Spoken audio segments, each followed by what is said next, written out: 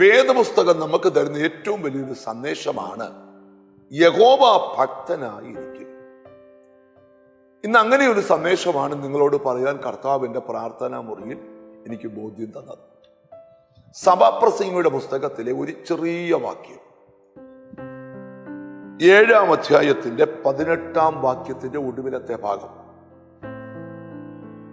ദൈവഭക്തൻ ഇവയെല്ലാറ്റിൽ നിന്നും ഒഴിഞ്ഞുപോയി. ഒരു ഭക്തനായി ജീവിച്ചാൽ നിനക്ക് വരുന്ന എല്ലാ വിപത്തുകളിൽ നിന്നും നീ ഒഴിഞ്ഞുപോയി. സങ്കീർത്തനത്തിലുണ്ട്, ഈ ആപത്തുകൾ ഒഴിഞ്ഞു പോകുമ്പോളം ഞാൻ നിന്റെ ചിറകിന്റെ കീഴിൽ ശരണം പ്രാപിക്കും. ഞാൻ ഈ മെസ്സേജ് നിങ്ങളോട് പറയുമ്പോഴും പരിശുദ്ധാത്മാവ് നിങ്ങളോട് ഒരു ആത്മീക ദൂതൂടെ പറയുക, നിങ്ങൾക്ക് മുമ്പിൽ വെച്ചിരിക്കുന്ന എല്ലാ പ്രതിസന്ധികൾക്കകത്തു നിന്നും കെണികൾക്കകത്തു നിന്നും നിങ്ങൾ ഒഴിഞ്ഞു പോരും.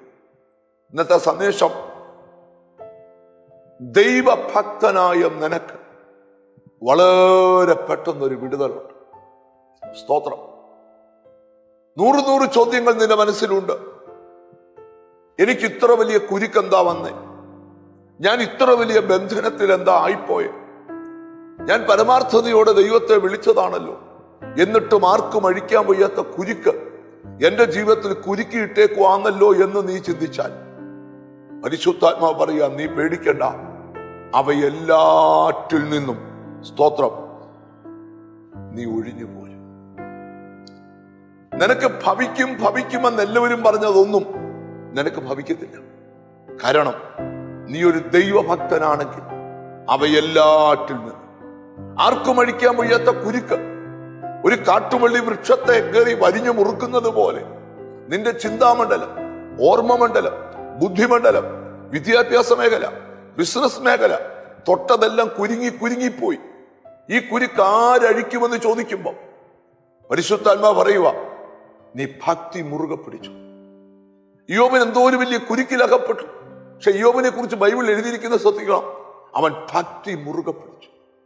യഹോവ ഭക്തനായിരിക്കെ നിന്നെ കുരുക്കിയ എല്ലാ കുരുക്കിൽ നിന്നും നീ ഒഴിഞ്ഞു പോയി.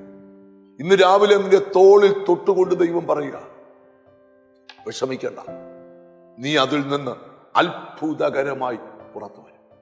കണ്ണുകളെ അടയ്ക്കാം. ഞങ്ങളുടെ കർത്താവേ, സ്വർഗസ്ഥ പിതാവേ, ഞങ്ങൾക്ക് വിരോധമായി വരുന്ന എല്ലാ വിപത്തുകളിൽ നിന്നും ഞങ്ങൾ രക്ഷപ്പെടുമെന്ന് വചനത്തിൽ കൂടെ പറഞ്ഞല്ലോ.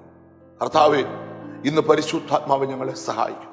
എന്നോട് ചേർന്ന് പ്രാർത്ഥിക്കുന്ന മക്കളെ നിന്റെ നാമം ചൊല്ലി പിതാവിന്റെയും പുത്രന്റെയും പരിശുദ്ധാത്മാവിന്റെ നാമത്തിൽ അനുഗ്രഹിച്ച് പ്രാർത്ഥിക്കുന്നു. അവർ അനുഗ്രഹിക്കപ്പെടട്ടെ, യേശു ക്രിസ്തുവിൻ നാമത്തിൽ തന്നെ. ആമേൻ. നിശ്ചയമായും നീ ഇപ്പോൾ അഭിമുഖീകരിക്കുന്ന എല്ലാ പ്രതിബന്ധങ്ങളിൽ നിന്നും ദൈവത്തിന് സ്തോത്രം, ആമേൻ, നീ ഒഴിഞ്ഞു പോയി. കർത്താവ് നിന്നെ അനുഗ്രഹിക്കട്ടെ. God bless.